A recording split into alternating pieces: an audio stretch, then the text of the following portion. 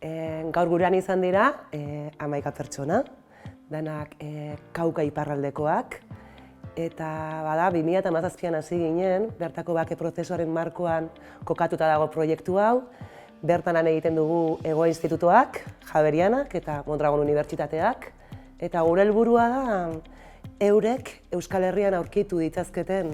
hainbat esperientzia inspiratzaileekin bat egitea, bai, zubilana egitea. Eta bestetik, Mondragon Unibertsitateak eta UESik, Hezkuntza Fakultateak eta Lankik bereziki, proiektu sozioekonomikoetan daukan ibilbide hori eurekin ere partekatzea. Nosotros venimos en un proceso de fortalecimiento desde el 2018, que hemos venido trabajando y fortaleciendo procesos de economía social y solidaria en el norte del Cauca.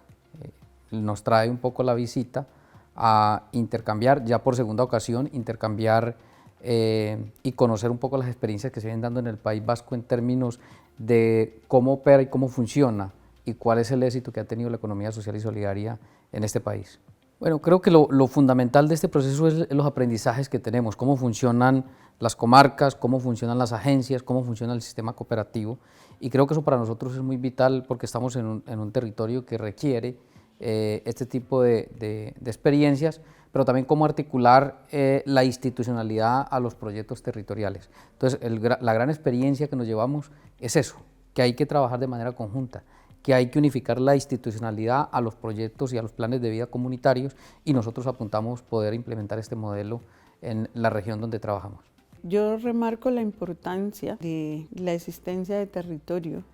y de personal con capacidad y con disposición para asumir las labores productivas en el territorio,